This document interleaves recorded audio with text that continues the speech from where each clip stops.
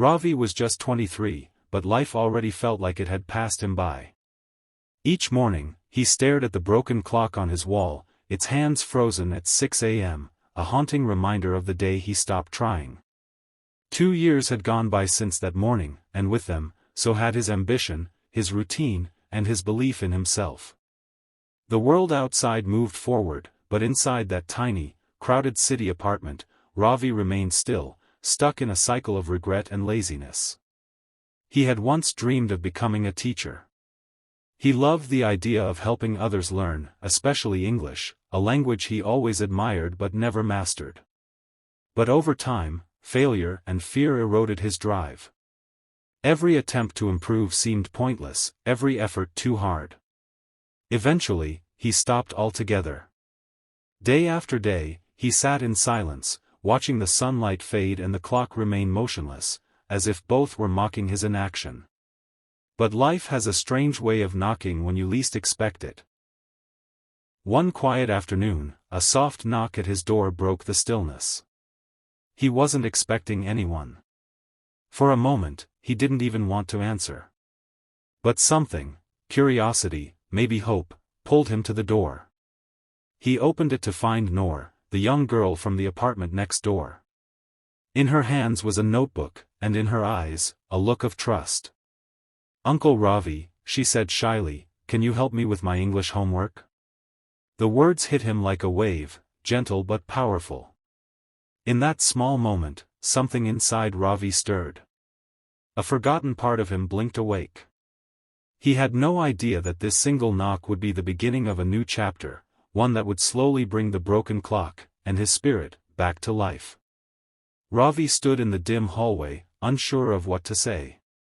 Noor, just 9 years old, held out her notebook with hopeful eyes that seemed too bright for the grey walls around them. "Uncle Ravi, can you help me with my English homework?" "Please," she asked softly. He hesitated. The word teacher felt foreign to him now. He hadn't touched a book in months. His confidence was buried under layers of doubt and shame. What could he possibly offer her? But there was something in Noor's expression, pure trust, quiet belief, that made him pause. It wasn't pressure. It wasn't expectation. It was a simple kind of faith, the kind that children carry effortlessly. Ravi sighed, then nodded slowly. "All right," he said, his voice unsure. They sat together on the floor near the door, her notebook resting between them. The first sentence felt like a mountain. He mispronounced a word, then corrected himself. Noor listened patiently, never laughing, never judging. Word by word, they moved through the paragraph. Her finger followed the lines while Ravi sounded out each syllable, rediscovering what he had long buried. When they finished, she looked up at him and smiled. "You're a good teacher," she said with quiet confidence. The word struck him deep, deeper than he expected. In that moment, something cracked open inside him. A warmth he hadn't felt in years flooded his chest. The broken clock flashed in his mind again, as if it, too, was waiting for this moment to come back to life. It wasn't a grand moment. No applause, no fanfare. Just a child's faith and a forgotten dream brushing against each other. And in that small, quiet connection, Ravi's journey slowly began, not just to teach, but to believe again. The room was silent except for the soft hum of the city outside. Ravi stood in front of his mirror, staring at his reflection under the dim yellow light. His eyes looked worn, shadowed by years of neglect, but there was something new behind them. Not confidence, not yet. But a flicker of possibility. He touched the edge of the mirror and whispered to himself, "Maybe I don't hate English. Maybe I just hate failing." That thought lingered like a spark in his mind. For so long, he had blamed the subject, the system, his past. But deep down, he knew. It wasn't English that had defeated him. It was the fear of not being good enough. And he was tired of being afraid. He reached under his bed and pulled out an old grammar book, one he hadn't opened in years. Its corners were bent, its pages yellowed, but it still held knowledge. He dusted it off, sat on the edge of his bed, and made a promise: one new word every day. No excuses. The next morning, and every day after, he followed through. He watched English videos, paused to repeat lines, and scribbled new words in a notebook. He read children's short stories, laughed at simple jokes, and even practiced speaking to his reflection. It felt awkward, clumsy, but strangely empowering. And Noor kept showing up, her notebook in hand, ready to learn. Except now, she wasn't the only student. Ravi was learning too, about the language, yes, but also about himself. With each word, each small victory, the wall of laziness and self-doubt began to crack. What once felt impossible now seemed within reach. And for the first time in years, Ravi started to believe that change was not only possible, it had already begun. Ravi sat at the edge of the chair, hands slightly trembling, his heart pounding louder than the ticking clock on the wall. The office was simple: clean walls, a dusty bookshelf, and a small sign that read, "Language opens doors." 1 year ago, he couldn't even face his own mirror. Now, he was here, for a teaching job interview. An assistant position, nothing grand, but to him, it was everything. He wore a borrowed shirt, neatly ironed, and carried a worn folder filled with notes and handwritten lessons. The door opened, and a woman with kind but curious eyes invited him in. "Why should we hire you?" she asked, folding her hands. Ravi took a deep breath. For a second, the fear returned, the old doubt, the broken clock. But then he remembered Noor's smile, the stories he'd read, the sentences he now spoke with ease. He looked her in the eye and said, "Because I used to be afraid of English. I failed more times than I can count. But I killed my laziness, I showed up every single day, and now, I help others do the same.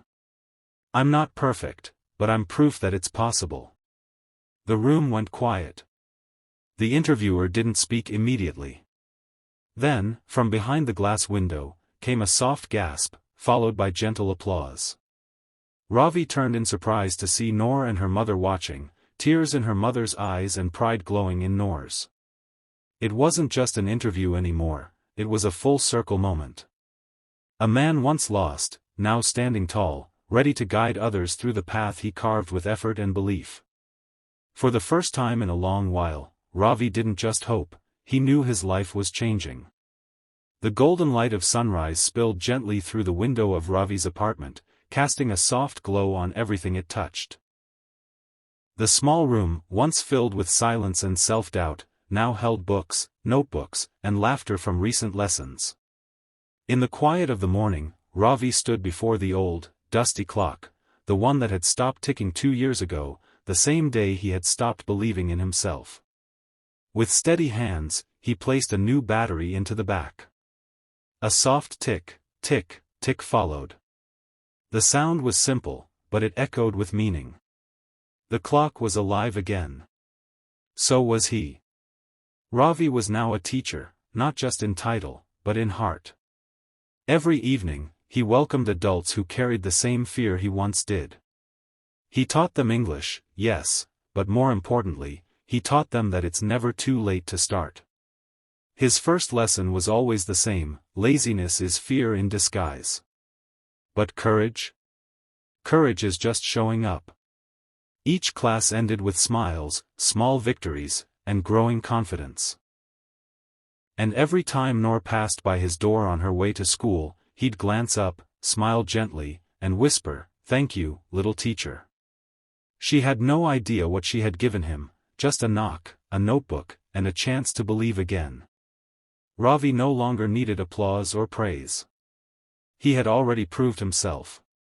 Because proving yourself doesn't mean shouting your success to the world. Sometimes, it simply means whispering, "I can," to the person in the mirror, loud enough, often enough, until you finally believe it's true. And now, with every tick of the clock, Ravi was reminded, time didn't leave him behind. It had been waiting for him to begin. Ravi's story is not just about learning English, it's about rediscovering purpose, breaking free from fear, and proving to yourself that change is always possible. What began with a broken clock and a life stuck in pause transformed into a journey of quiet courage and steady growth. Through a child's simple request, he found the spark to face his laziness, challenge his doubt, and reclaim his dream of becoming a teacher. His transformation wasn't sudden or dramatic. It was built day by day, word by word, with effort, humility, and heart. Ravi didn't need to be perfect, he only needed to be present. And by doing so, he became a symbol of hope for others who had once given up too soon. In the end, Ravi's greatest achievement wasn't the job or the language, it was the belief he earned back in himself. Because sometimes, the most powerful stories are not about grand victories, but about small, quiet moments that remind us we are capable of more. And that proving yourself doesn't start with the world believing in you, it starts with you believing in you.